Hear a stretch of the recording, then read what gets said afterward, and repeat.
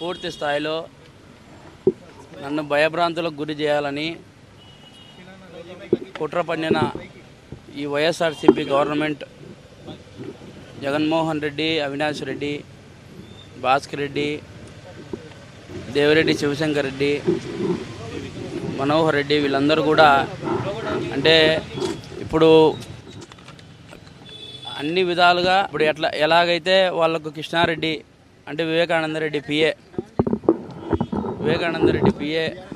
కృష్ణారెడ్డి ఎలాగైతే సిబిఐ రామసింగ్ గారు కొట్టి ప్రెజర్ చేసి చెప్పించినారు అనే మాట నా నోటి నుంచి వస్తే కేసే నీరు గారిపోయి అందరూ రిలీజ్ అయ్యి బయటికి వస్తారు. అంతేకాకుండా ఈ ఆంధ్రప్రదేశ్లో పూర్తి స్థాయిలో రాజకీయంగా ఎఫెక్ట్ ఉండేది వైఎస్ వివేకానందరెడ్డి హత్య కేసు. జగన్మోహన్ రెడ్డి చిన్నాయన అయినందుకు ఆయనకు ఎఫెక్ట్ ఎక్కువ ఉందంట, ఓట్లు పడని పరిస్థితి అంట.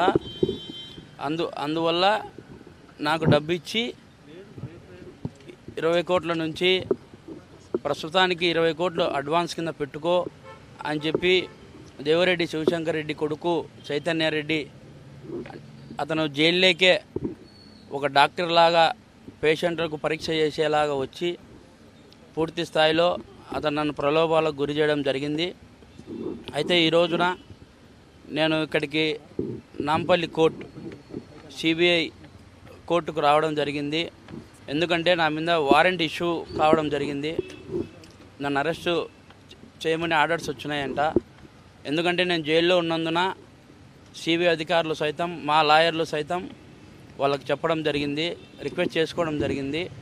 అందుకు ఈరోజు వచ్చి రీకాల్ అంటే అరెస్ట్ కాకోకుండా రీకాల్ అని పిటిషన్ వేసుకోవడం జరిగింది. దాన్ని కూడా గౌరవనీయులు జడ్జి గారు కూడా సిబిఐ గౌరవనీయులు జడ్జి గారు కూడా దాన్ని అనుమతించినారు. దయగల వారు అనుమతించి అర్థం చేసుకునేందుకు కృతజ్ఞతలు తెలుపుతాండా.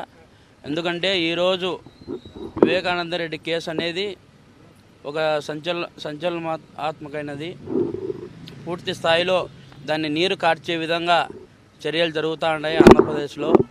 ముఖ్యంగా జగన్మోహన్ రెడ్డి గవర్నమెంట్ ఎఫెక్ట్ పడుతుందనే ఈ విధంగా నన్ను ప్రలోభాలకు గురి చేసి లొంగ తీసుకోవాలనే ప్రయత్నం చేస్తూ ఉన్నారు. మీకు ప్రాణహాని ఎవరి దగ్గర నుంచి ఉందండి? ప్రాణహాని వైసీపీ గవర్నమెంట్ నుంచే ఉంది. ఈరోజు తెలంగాణకు వచ్చి తెలంగాణ గవర్ననీయులు రేవంత్ రెడ్డి గారిని ఇది రెండోసారి నేను అడగడం జరుగుతుంది ప్రెస్ మీట్లో. మీరు దయ ఉంచి కోర్టుకు కూడా నేను పిటిషన్ వేసుకుంటా, సిబిఐ కోర్టులో కూడా నేను పిటిషన్ వేసుకుంటా, నాకు తెలంగాణ నుంచి నాకు సెక్యూరిటీ ప్రొవైడ్ చేయమని. అయితే దానికి పూర్తి స్థాయిలో రేవంత్ రెడ్డి గారు ఒక మంచి మనసుతో ఆలోచన చేసి నాకు సహకరించాలని, నాకు సెక్యూరిటీ భద్రత కల్పించాలని నేను కోరుకుంటాను. మళ్ళీ ఎప్పుడు రమ్మంటాను? 12వ తేదీ మార్చి వాయిదా పడింది. ఆ రోజుకి వస్తా. ఇప్పుడు కూడా సిబిఐ అధికారులతో మాట్లాడడం జరిగింది. అక్కడ ఏం జరిగింది, ఏం కథ, ఎందుకు నేను అరెస్ట్ చేయడం జరిగింది అనేది pin to pin, point to point చెప్పిన. కంప్లైంట్ కూడా ఇవ్వడం కూడా జరిగింది. దాని మీద పూర్తి విచారణ జరిపి వాస్తవాలను బయటికి తీసి ఎవరు నన్ను ప్రలోభాలకు గురి చేసినారు, ఎవరి వల్ల ఈ విధంగా జైలుకు పోవడం జరిగింది, ఎవరు దీన్ని కుట్రదారులు ఎవరు అనేది పూర్తి స్థాయిలో బయటకు వచ్చి వాళ్ళను చట్టపరంగా చర్యలు తీసుకుంటామని చెప్పినారు.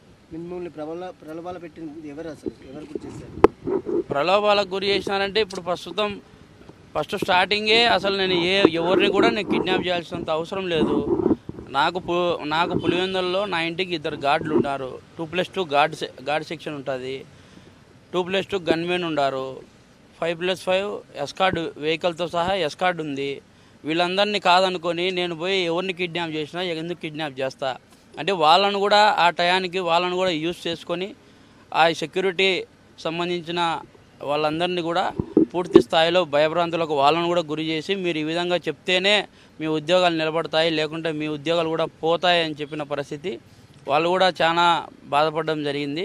ఈ విధంగా నువ్వు మాకు అన్నం పెట్టినోడి మేమే నీ మీద కేసు రాపియాలంటే మాకు చేత కావడం లేదు, కానీ మాకు తప్పలేదు ఆ పరిస్థితి. దీనికంతా కారణం అంతా జగన్మోహన్ రెడ్డి. దీన్ని పూర్తి స్థాయిలో విచారణ జరపాలని సిబిఐ అధికారులను సైతం సిబిఐ కోర్టును సైతం గౌరవనీయులు జడ్జి గారిని సైతం నేను రిక్వెస్ట్ చేసుకుంటాను.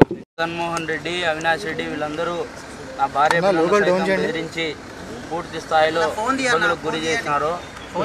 ఏం రాజకీయాన్ని అయితే అడ్డు పెట్టుకొని ఈ పొద్దు అప్రూవర్గా మారి నన్ను తీవ్ర స్థాయిలో కొనాలనే ప్రయత్నం జరుగుతుందో అదే రాజకీయంలోకే దిగుతా, పులివెందుల్లో నిలబడతా, జగన్మోహన్ రెడ్డిని ఢీకొంటా.